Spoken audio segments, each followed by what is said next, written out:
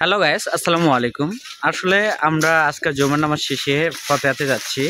আমরা অনেক দূরে যাচ্ছি। আসলে এইটা আমাদের একটা ভিডিও ছিল, কিন্তু এটা পাবলিক করা হয়নি। হয়তোবা যদি এটা আগে পাবলিক করে থাকি তাহলে অবশ্যই সেই ভিডিওটা দেখবেন। আর হ্যাঁ, আমরা যাচ্ছি আমাদের বাড়ি থেকে প্রায় 10 থেকে 15 কিলোমিটার দূরে ফতেহার জন্য। আসলে নামাজটা পড়ার পরেই সবাই বের হলাম।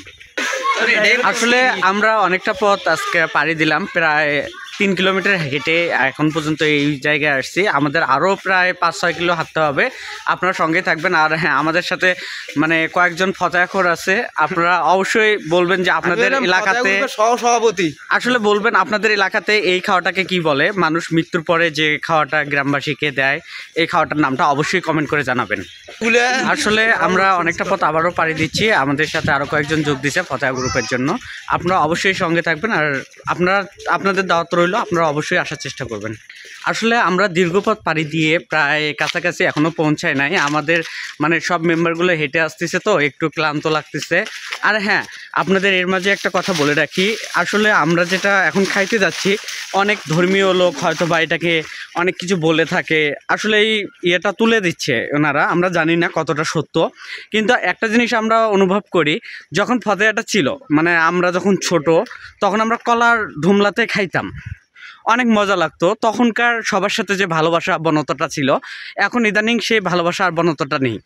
আর আমরা জানি না যে এটা রুলসে আছে কি না, কিন্তু আশা রাখবো যদি আপনাদের এলাকায় কখনো এরকম ফতেহা বা আদার্স কিছু থাকে, অবশ্যই আমাদের এই ফতেহা গ্রুপের টিমকে বলবেন। আমার আচ্ছা, ডিগ্গার মোড়, তাহলে আমরা ফতেহা ডিগ্গা মোড় খাওয়া যাচ্ছি না। গ্রুপের কমিটি একজন বড় সদস্য আছে, তাকে অবশ্যই পার্সোনালি আপনারা নক করবেন। উনি অবশ্যই সবাইকে নিয়ে আপনার এলাকায় গিয়ে সে ফতেহাটা খাওয়া দাওয়া করে আপনার সাথে দেখা করে চলে আসবে। আর আমরা দেখানোর চেষ্টা করব আজকে আমাদের ফতেহাটা কোথায় আর কত। আসলে আমাদের এখানে প্রচণ্ড রোদ। আমরা জমির মাছ দিয়ে মেজোপথ দিয়ে হেঁটে যাচ্ছি। পুরোটা বিল, অনেক বড় বিল। আর মানে আমাদের রাস্তাটা শেষ হয়ে গেছে, কারণ অনেক দূরের পথ, তো তাই আমরা একটু ফার দিলাম যার জন্য। আসলে ফার বলতে যেহেতু ইংলিশে অনেক দূর বোঝায়, কিন্তু আমাদের গ্রাম্য ভাষায় আর আমাদের লোকাল ভাষায় ফারকে কাছে বলে। আপনারা সঙ্গেই থাকবেন। আর আমাদের মানে এই ভিডিওটা যারা যেখান থেকে দেখবেন, অবশ্যই একটু হাহারি এক দেওয়ার চেষ্টা করবেন, কারণ আমরা চাচ্ছি এই পোস্টে সব হাহারি একটা সুখ। আর হচ্ছে আপনাদের এলাকায় যদি কোনো ফতেহা থাকে অবশ্যই একটু জানা দেন ভাই। ওই যে আপনার ওই জানাতে একবেলা মানুষের মুখে আমরা ভাত ঝুলিয়ে দিতে পারি। আসলে আমরা পথ ভুলে গেছি। আমরা একজনকে ফোন দিয়েছি। তোমার নানা বাড়ি কই ভাইয়া?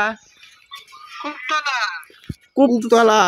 কুপতলা কোন জায়গা? আমরা তো কুপতলা কোন জায়গা? আমরা মাদ্রাসাটার কাছে। হচ্ছে না, আমরা কোন কালীতলা যে আবুতলা যে মাদ্রাসা পড়ায় না, ওতে যাচ্ছি আমরা।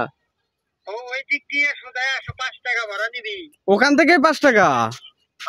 মানে এখান থেকে কোন দিকে যাব? ওই যে হলো কুপতলার দিকে। গ্রামের নামটা কি?